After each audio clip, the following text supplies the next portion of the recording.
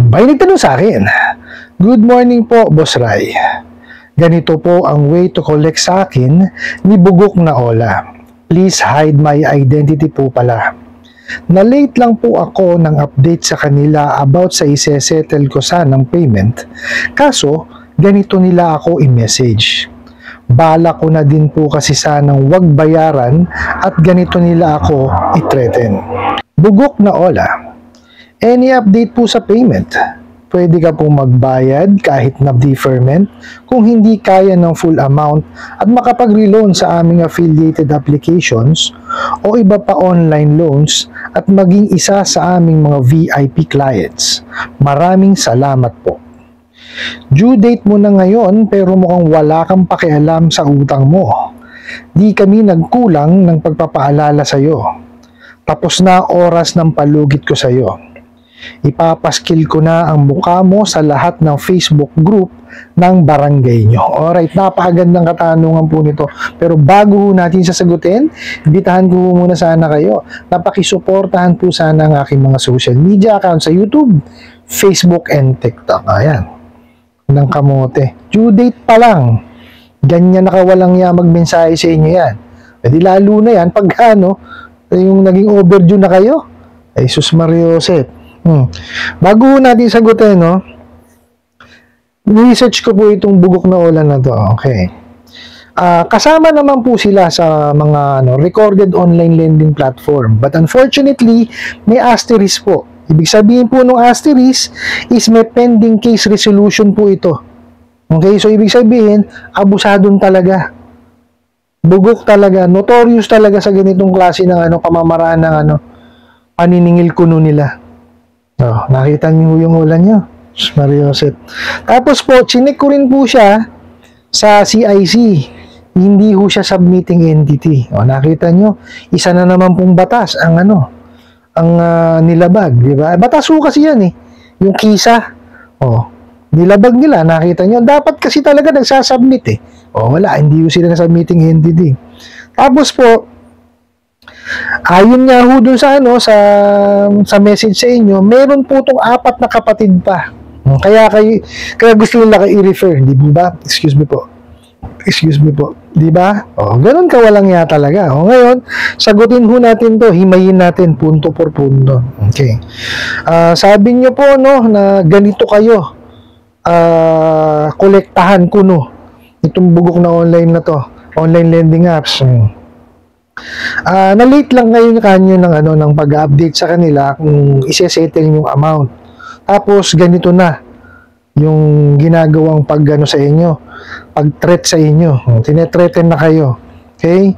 Niya nga kumbaga binabalak niyo bayaran. Huwag naman po, Kasi nagamit naman ho natin yung pera. So obligasyon natin yung bayaran 'yan.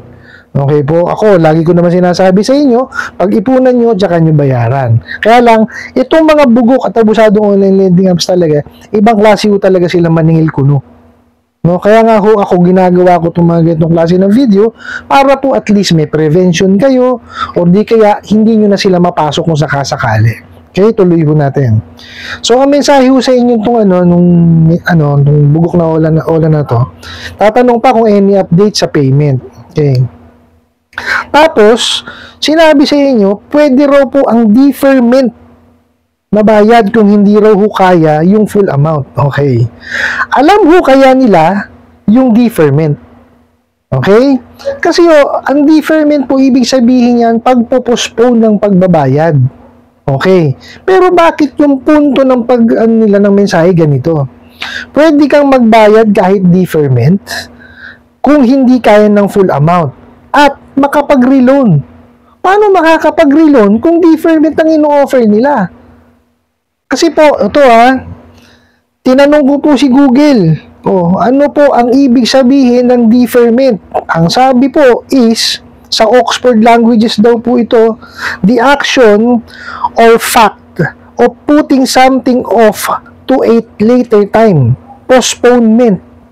Ipo-postpone yung bayad. Tapos, ganun ang way nila ng may message sa inyo. Tawag dito, pag re-reloaning kayo, paano yun? Diba? I don't think that meron akong alam na lending company, no, offeran ka ng deferment, ipopostpone yung payment mo, tapos pagre-reloanin ka. Di po ba? Tsaka yung pagkakakonstruct kasi ng message nila, kung hindi mo kaya ng full payment, mag-deferment ka. Maliho eh. Siguro, ang ibig sabihin nila rito is, kung hindi mo kaya ng full payment, mag-partial ka. No?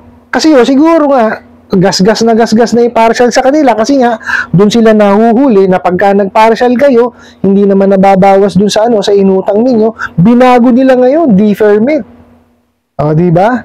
Samantalang ang meaning ng deferment is to postpone. O, nakita niyo ho, di ba? So, ibig sabihin, wala hong alam talaga to sa industry ng pagpapautang at paniningil. Anak ka ng kamote, o. O, tapos po, ayan, yung sinasabi ko sa inyo, may 4 na kapatid to. O, pagka daw ho, in-avail nyo yung deferment, pag di nyo kaya ng full, pwede kayong mag-reloan sa mga affiliated applications o sa ibang online loans. No, at magiging VIP client daw kayo. Ang bola pa. O, pagka ho yan, pinasok ninyo yung ganyan, mapupunta kayo sa tapal system, may ipit na kayo dyan. Oh, dyan na lang kayo, hindi na kayo maaalis dyan. Oh, ang mangyayari ho dyan, di ba, hindi kayo nakabayad. Oh, mangungutang kayo ngayon sa iba. Para humapunan nyo itong isang ola na ito. Okay, kailangan nyo ho 3. Oh, nabayaran nyo nga siya, naging 3 naman yung ola nyo. Oh, ngayon, itong 3 ola na to, para mabayaran mo ilan ang kailangan. 9. Oh, nabayaran mo nga yung 3, naging 9 naman. Di po ba, hanggang sa dumami ng dumami, doon na lang ho kayo maiipit eh. Kaya huwag nyo na hong tangkain. Okay po? Tapos, eto, due date nyo pa lang, dito ako nainis eh. Sinabihan kayo na na mukhang wala na raw kayong pakialam sa utang. Due date pa lang. Paano mo nasabi yun? Bugok. Di ba? Hindi naman daw sila nagkulang ng pagpap. Wala kayong paalalang ginagawa. Ha? Puro pangharas ang ginagawa ninyo. Before due date pa nga lang eh. Pati yung mga contact details na ninakaw nyo, tinatawagan nyo at mini-message nyo, sinisigil nyo pa. Pati yung mga walang kinalaman sa utang, di ba? Ganyan kayo kawalang ya. Enteting. Tapos sasabihin nyo, hindi nagkulang sa sa pagpapaalala. Hindi kayo nagkulang sa panghaharas, mga bugok. Sira ulo kayo. Oh. Tapos bumanat pa. Tapos na raw yung palugid na binigay niya. Ayos ha. Due date. Mariosep, pag sinabi yung due date, yung araw na yun. Pag sinabi yung araw na yun, 11:59.59 yun. Sira ulo. Ano pinagsasabi nyo, hindi nyo naman alam. Oras lang, hindi nyo alam. Manteteng. Tapos, ipapaskil na raw po yung mukha mo sa lahat ng Facebook group. O, nakita nyo? Yan, kaya nilang gawin yan. Diyan sila magaling eh. O, totoo yan. Kaya ako pakakaingatan nyo po, na kayo ay makahiram dyan sa mga bugok at abusadong online lending apps na yan. Okay? Lagi ko naman sinasabi sa inyo, di po ba? Basahin nyo yung mga reviews. Okay? Tapos po, pagka yung mga nag-pop lang dyan sa wall ninyo, kung saan-saan dyan, wag mo nyo anuhin kagad. Kasi marami na ang natrap dyan. Ang pinakamaganda hong gawin ninyo, i-build nyo po yung inyong credit standing. Kasi po, pag nanghiram kayo sa mga bangko, lending, financing, at saka mga financing, malaki ho ang mahihiram po ninyo. Bukod doon, ang amortization po equal. Hindi lang 7 days. Pwede ho kayo manghiram ng 1 year, 2 years, 3 years. So, depende ho sa kakayanin ninyo. Kagandahan pa ho doon. Hindi ho kayo gigipitin itong mga lending, financing at bangko. Bakit? Kasi iti-tailor fit po sa kakayanan nyo magbayad. Hindi ho kayo pauutangin na 100,000 niyan kung hindi nyo pa kaya magbayad na 100,000. Totoo po yan. Okay? Ganito lang ho yan eh. Ako ho, minsan nanghiram ho ako.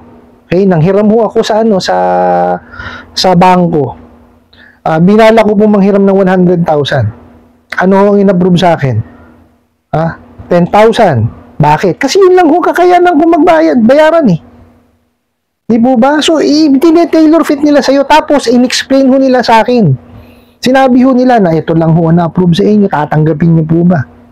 Eh, kailangan ko, tinanggap ko. O, tapos sinabi sa akin, okay lang po ba na ganitong termino nyo So, I agreed. Tapos sinabi sa akin, ito yung interest. Ito yung ibabawas. Ito yung magiging penalty pag hindi ako nakabayad. O, kumpleto po. Tapos pati due date ko, sinabi tuwing kailan. Hindi po, buwan-buwan ko siya babayaran, hindi 7 days lang. O, nabayaran ko na po yun. Tapos na. O, hindi ko na binalak ulit manghiram. Mahirap po eh. Hindi po ba sa taos na lang ho ako nanghihiram? Hindi po ba? So, ganun po ang gawin po ninyo. No, i-build nyo yung inyong credit standing. Kasi po, pag kayo nag-build ninyo, sila na ho mismo ang lalapit sa inyo. Hindi nyo na kailangan manghiram dyan sa mga yan. Biruin nyo, manghihiram kayo. Magkano papahiram? Parang ginagawa kayong kawawa niya mga yan eh. 1,000? Tapos babayaran nyo, triple. Or 4 na beses nung halaga, di ba? Tapos hindi pa sila, tawag dito, hindi pa nila sinusunod yung The Truth in Lending Act. Hindi fully disclosed yung inyong inihiram. Kaya kayo natatrap eh. Kasi hindi ko talaga nila kayang sabihin yung bakit. Wala na ho manghihiram sa kanila pag nalaman yung laki ng interest, laki ng kinakaltas. Tapos 7 araw lang, o di po ba? O hindi ho hindi nila talaga sasabihin eh. Wala ho talagang balak sabihin yung mga yan. Kasi hindi na sila magkakaroon ng negosyo. Ano po?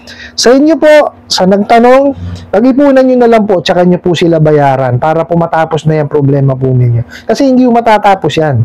No? Kaya sinabi ko sa inyo, yung binabalak ng wag bayaran, wag naman ho. No, kasi napakinabangan nyo rin naman ho talaga eh, yung pera. Kaya lang, just so happen lang po talaga itong mga bugok at abusadong maniningil kuno.